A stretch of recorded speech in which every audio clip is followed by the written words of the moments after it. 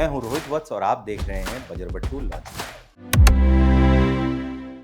आपको एक नाम याद होगा। दिसंबर के महीने में यह नाम बहुत चर्चा में आया था। हर न्यूज़पेपर, हर न्यूज़ पोर्टल, टीवी इस नाम के बारे में बात कर रहे थे। वह नाम था ऋषभ ठाकुर का। अगर आपको यह नाम याद है तो आपको यह भी याद होगा कि ऋषभ ठाकुर ने बरेली में क्या किया था। दरअसल खबर 27-28 दिसंबर के आसपास की है।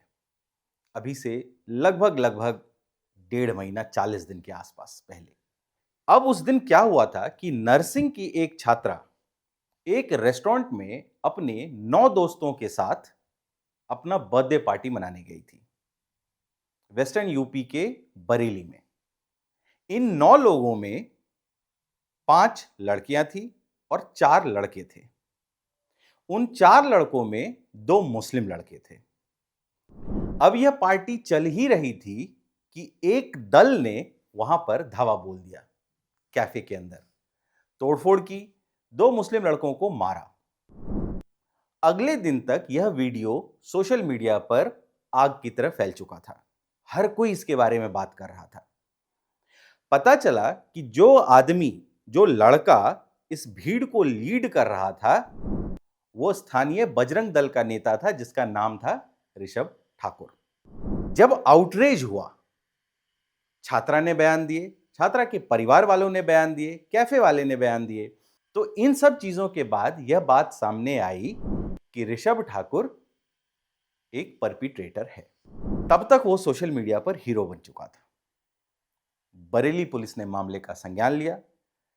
पहले जो कंप्लेंट फाइल हुई, उस कंप्लेंट में कैफे वाला और 4 लड़के, जिसमें से 2 मुस्लिम लड़के थे, उन दोनों मुस्लिम लड़कों को उनके ऊपर एफआईआर कर दी गई। पब्लिक आउटरीच के बाद पुलिस को ऋषभ ठाकुर के ऊपर भी और बाकी जो लड़के उनके साथ थे उनके ऊपर भी एक्शन लेना पड़ा। अब एक्शन के बाद जब यह खबर आई तो ऋषभ ठाकुर फरार हो गया। फरार होने के बाद जब पुलिस ने कोर्ट से नॉन बेलेबल वारंट लिया तो परेशान होकर कोर्ट में 16 तारीख को जनवरी में ऋषभ ठाकुर को सरेंडर करना पड़ गया। इसके बाद उसे बरेली जेल भेज दिया गया। बट कहानी यहां से मजेदार होती चली गई। 2 दिन पहले ऋषभ ठाकुर को रिहाई मिली। वो जमानत पर बाहर आया। 24 घंटे के अंदर बरेली पुलिस ने ऋषभ ठाकुर को पकड़ा और बरेली की सीमा के बाहर ले जाकर बदायूं जाने वाली बस की तरफ बढ़ा दिया। सरल भाषा में कहें तो ऋषभ ठाकुर को जिला बदर कर दिया गया, जिला तड़ीपार। अब यह अपने आप में बहुत ही मजेदार कहानी है। आज के बजरबट्टू लॉजिकल में हम आपको बता रहे हैं कि कैसे सोशल मीडिया पर हीरो बनने वाले लड़के की बैक स्टोरी गरीबी से भरी हुई थी, संघर्ष से भरा हुआ था और वह हीरो बनने के लिए एक कैफे में मारपीट करने को तैयार था।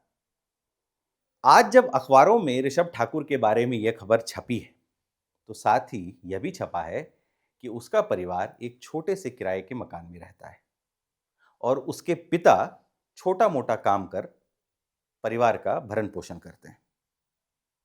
लेकिन बेटे के अरमान देखिए, उसको सोशल मीडिया पे हीरो बनना है और जिस दल के लिए वह यह काम कर रहा था यानी बजरंग दल ने पहले ही कह दिया था कि यह हमारी पार्टी का सदस्य है ही नहीं। इस केस में, इस पूरी घटना में एक बहुत ही मजेदार बात छुपी हुई है। हम और आप अपने आसपास के युवकों को ऐसा करते देखते हैं। When we try to make sense of what they are doing, we realize कि जो काम इनको करना चाहिए था वह काम ना कर ये किसी के बहकावे उकसावे में आकर सोशल मीडिया पे हीरो बनने के लिए एक इमोशनल हाई पॉइंट तलाश रहे होते हैं। आइडियली ऋषभ ठाकुर और उसके जैसे बच्चों को क्या करना चाहिए? अपने परिवार की जिम्मेदारी उठानी चाहिए, एक अच्छी नौकरी की तलाश करनी चाहिए, पढ़ाई लिखाई में आगे बढ़ना चाहिए। बट उनका सारा ध्यान इस बात पर था कि एक हिंदू लड़की 9 दोस्तों के साथ, जिसमें 7 हिंदू थे और 2 मुसलमान थे, वहां जाकर वो तोड़फोड़ करे। किस बात के लिए? कभी अपनी परिवार की तरफ भी तो देख लेते ऋषभ जी। आपके परिवार की जिम्मेदारी अभी भी पिता ही उठा रहे हैं और अगले 6 महीने के लिए जब आप बदायूं में होंगे और आप अपने घर भी वापस नहीं आ सकते, जरा सोचो परिवार पर क्या गुजर रही होगी। जब इन सब बातों में आप लॉजिक तलाशने की कोशिश करते हैं तो आपको रियलाइज होता है कि समाज में युवाओं का एक बड़ा वर्ग सोशल मीडिया पर चलने वाली ट्रेंड्स, रील्स, इन सब से इतना ज्यादा प्रभावित है कि उसको लगता है हर चीज रील का कंटेंट है, बिना यह समझे कि रील और रियल में जमीन आसमान का अंतर है। जब आप 9-10 लोगों के पार्टी में, एक रेस्टोरेंट में, कैफे में घुसकर मारपीट करते हैं, तो आप एक साथ कितने ही लोगों के जीवन को प्रभावित कर देते हैं गलत तरीके से। क्या उस पार्टी में मौजूद लोग इस ट्रॉमा को भूल पाएंगे? क्या वो कैफे या रेस्टोरेंट ओनर इस ट्रॉमा को भूल पाएगा? क्या जो उसका नुकसान हुआ वो आप भरपाई करेंगे? आपके परिवार को जो दर्द हो रहा है वो आप पूरा करेंगे? जो आसपास रेस्टोरेंट में, कैफे में जो लोग बैठे रहे होंगे उस वक्त, उनकी मुसीबत, उनकी परेशानी आप पूरा करेंगे?